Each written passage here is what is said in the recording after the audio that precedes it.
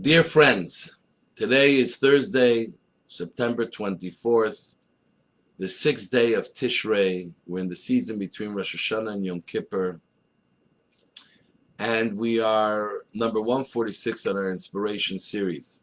And we're explaining, according to Reb Zusia Anapoli, and the Rebbe writes it in Hayom Yom, the thought of the day, the details of how to do teshuvah based on the letters, the 5 letters of the word teshuvah. And we're by the middle letter, Vav, which stands for V'yahavta l'reacha kamecha. Love your fellow like you love yourself. One of the most powerful commandments, which Hillel said, this is the basis of the entire Torah. And it's explained by the Alter Rebbe, the first Chabad Rebbe, which Hasidic teachings expound in the most profound way on this mitzvah. What does it mean to love your fellow like you love yourself? It's just not a nice saying. It's not an ideology. It's a way of life where, like Hasidim used to say, my piece of bread is yours. You love your fellow exactly the same way you love yourself. Not secondary, not after you took care of yourself, but in the same way like you love yourself. It's almost impossible to imagine.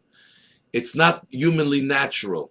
But because we have a godly soul, we're able to do that. And the truth is, the Alter Rebbe said, that how do we know if you really love God?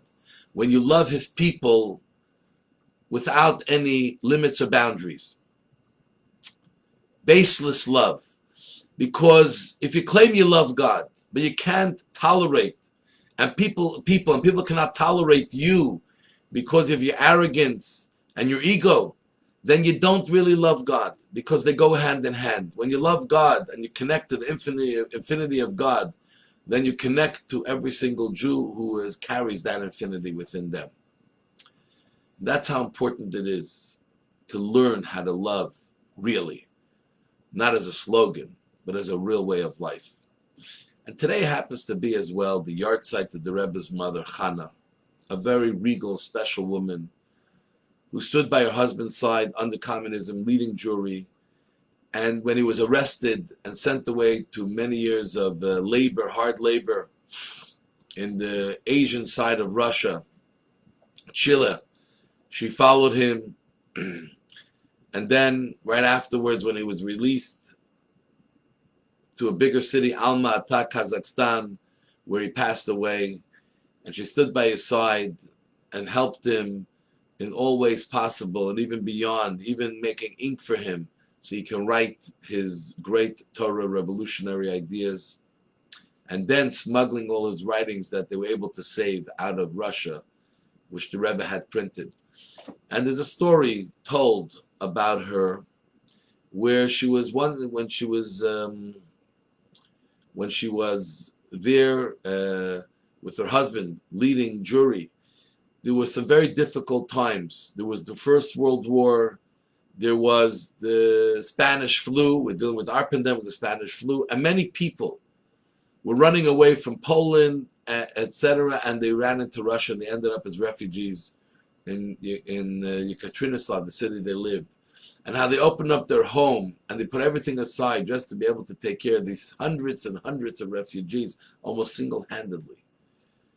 Not questioning who they are, where they are, what their background is, but for every single Jew, one of their brothers or sisters, they open up their home, their heart, their life.